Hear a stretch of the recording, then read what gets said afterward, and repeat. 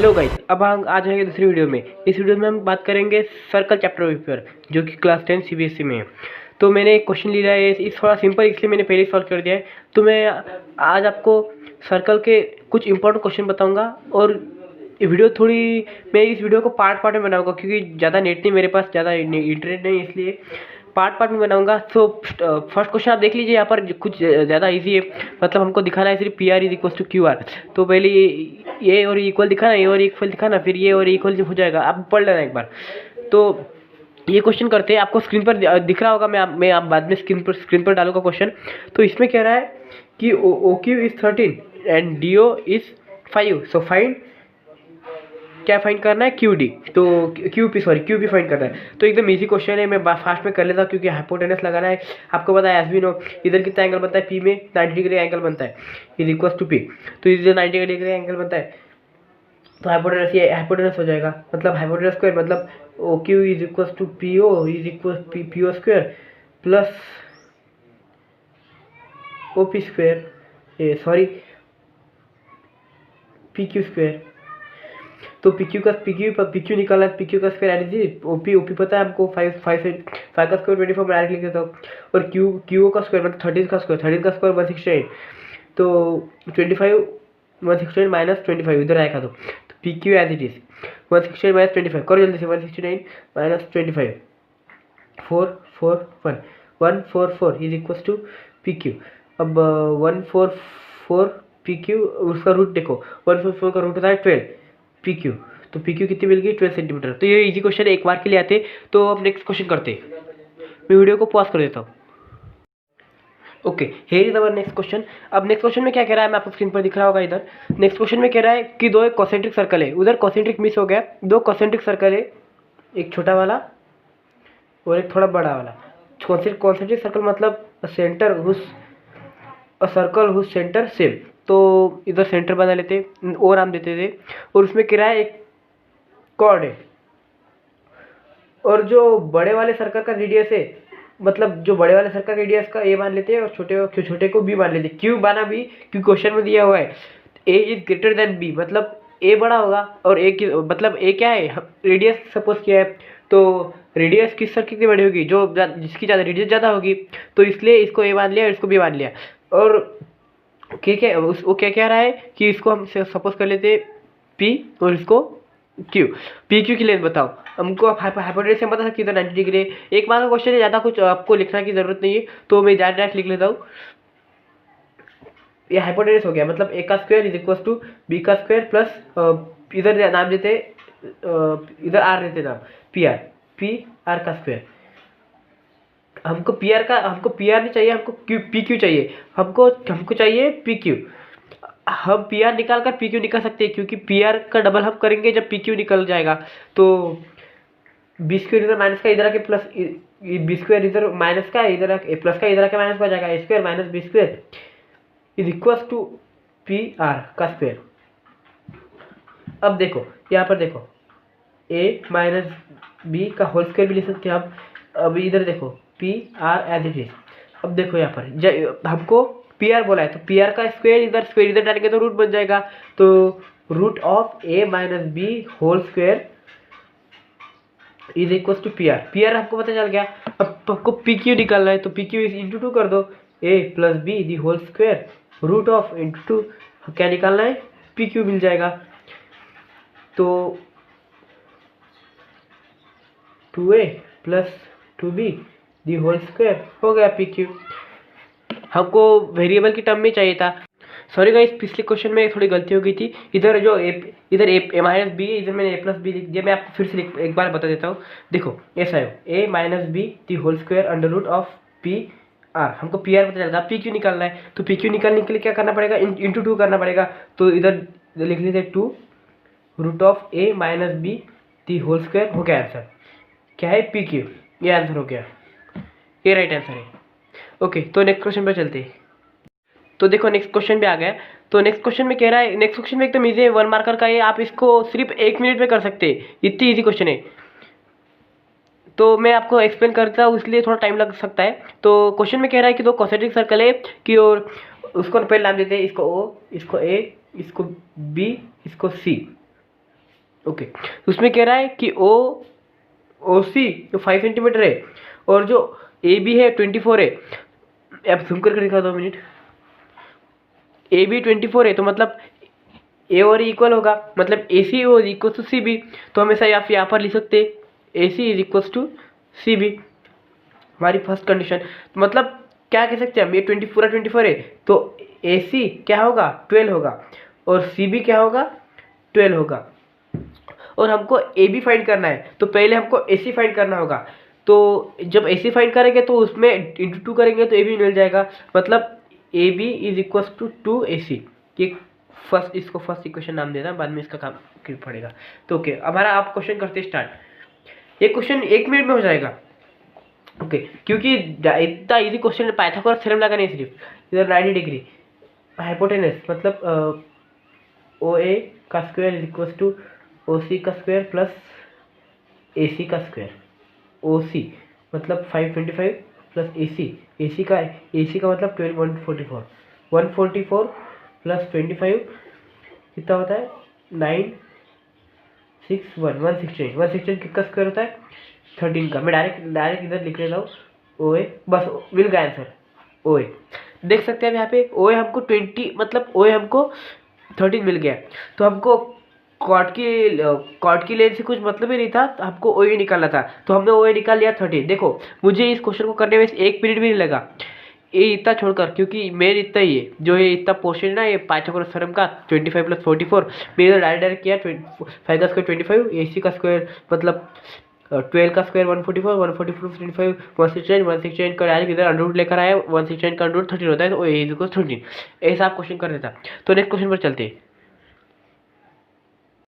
Okay, तो next question कह रहा है कि एक सर्कल है और एक ट्रायंगल उस सर्कल के अंदर ड्रॉ किया गया है।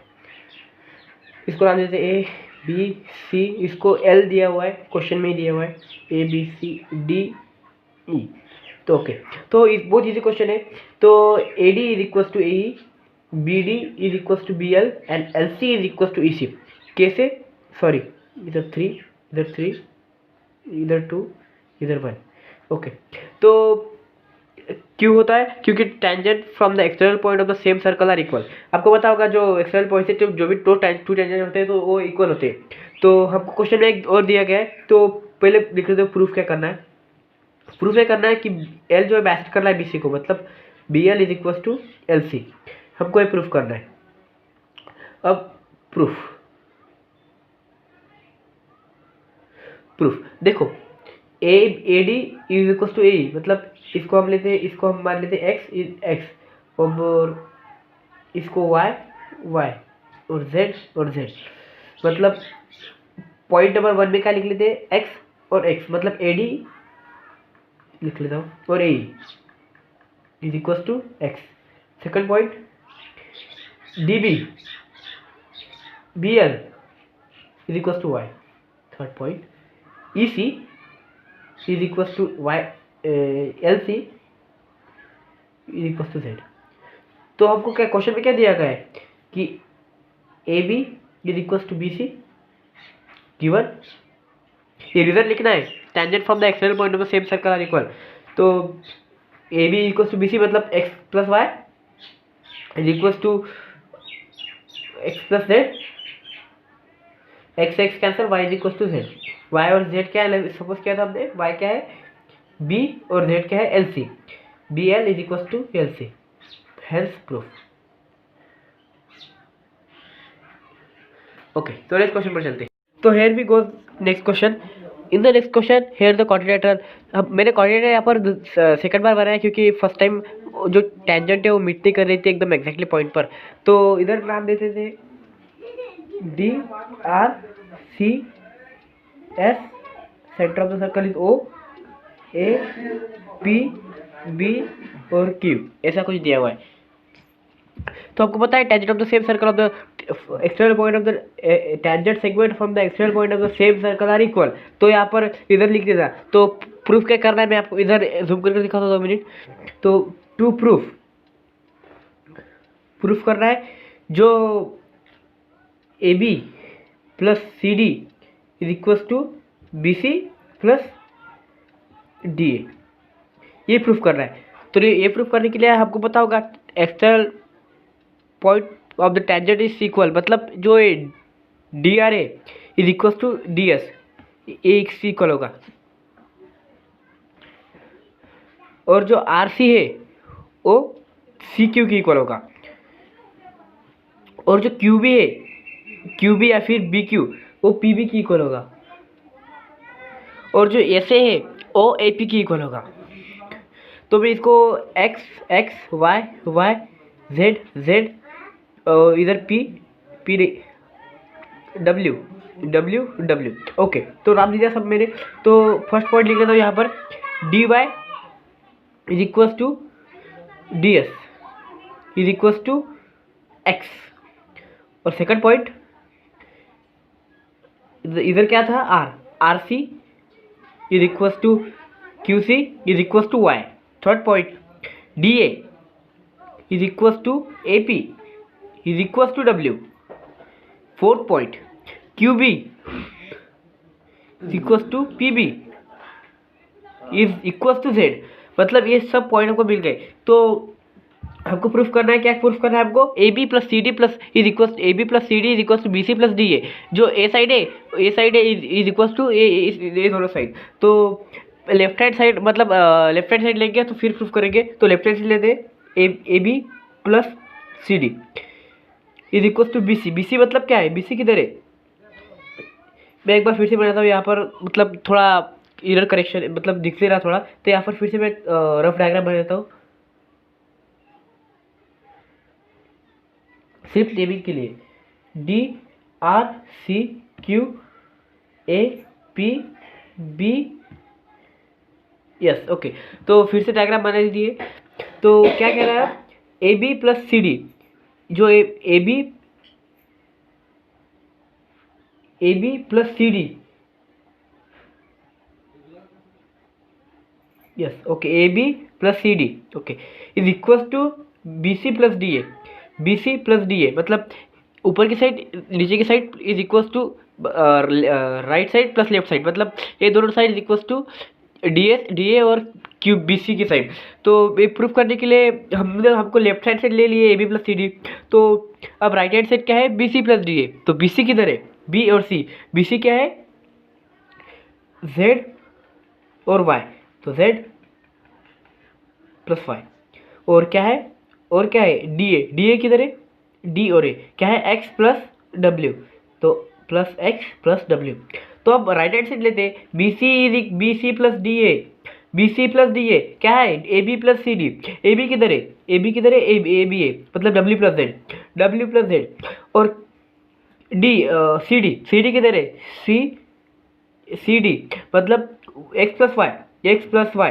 तो यहाँ पर आप देख सकते हैं एक्स जेड, यहाँ पर भी जेड है, यहाँ पर भी जेड, यहाँ पर भी डब्ल्यू, यहाँ पर भी डब्ल्यू, यहाँ पर भी वाई, यहाँ पर भी एक्स और यहाँ पर भी एक्स, मतलब जो ऊपर है वो नीचे है। मतलब हम कह सकते हैं जो ए बी सी डी है is equal to X plus Y plus Z plus W plus Y. और जो बी सी प्लस डी है वो is equal to W plus Z plus X plus Y. मतलब ये चीज़ इसकी इक्वल है और ये चीज़ इसकी इक्वल है और ये चीज़ इसकी इक्वल है। तो हम कह सकते हैं कि ये चीज़ भी इसकी इक्वल हो सकती है। तो A B plus C D, A B plus C D is equal to B C plus D A, hence proof. इसको इक्वेशन 1 मान लेते हैं, इसको इक्वेशन 2, और इधर लिख लेता फ्रॉम 1 एंड 2। यहाँ पर आप लिख लेना कैसे आया आंसर, एक बार फिर से बताता हूँ मैं आपको। जो ए बी है, A B plus C D है, उसमें भी X Y, X Z Y और एक्स डब्ल्यू है। और जो बी सी और डी ए वाला डी ए है, उसमें भी इसमें जेड है, इसमें भी जेड है, इसमें वाई, इसमें भी वाई है, इसमें एक्स है, इसमें भी एक्स है, इसमें डब्ल्यू है। मतलब ये इसकी इक्वल है, ए इसकी इक्वल है। तो और ये दोनों भी एक दूसरे की इक्वल है। तो हम एक बार मैं आपको फिर से बताता हूँ, first is equal to second and third is equal to fourth and second is equal to fourth, then the first is also equal to third. यहाँ पर हमारा क्वेश्चन होता है कंप्लीट। तो चलते हैं नेक्स्ट क्वेश्चन पर। तो नेक्स्ट क्वेश्चन करते हैं। नेक्स्ट क्वेश्चन में दिया गया है एक ट्रायंगल है, ट्रायंगल के अंदर सर्कल है। तो नाम दीजिए C F A D B E. और हमको क्या फाइंड करना है, हमको फाइंड करना है ए डी बी ई और सी एफ। मैं यहाँ पर लिख देता हूँ to find A D B E और सी एफ, ये हमको फाइंड करना है। हमको क्या दिया हुआ है, सी एफ। सी एफ कितना है 10, सॉरी सी ए कितना है 10, बी सी कितना है, ए बी सी 8 और ए बी 12। तो हम फाइंड करते हैं। तो पहले हम सपोज कर देते, हमको पता है external point tangent segment from the external point of the same circle are equal, मतलब ये इक्वल ए, ये इक्वल ए और ये इक्वल ए। तो इसको x मान लेते, इसको y, इसको z।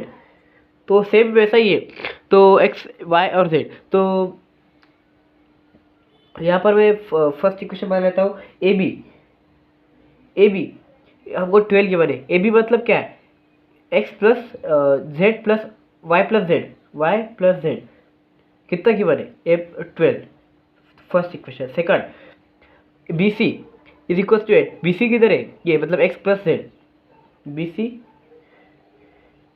X plus Z is equal to कितना गिवन है 8। थर्ड इक्वेशन आपको क्लियर दिख रहा होगा शायद, yes yes, X plus Z, X plus Y plus Z, X plus Z. और सी ए मतलब X plus Y, C A X plus Y is equal to 10। ये हमारे पास इक्वेशन है, फर्स्ट सेकंड थर्ड।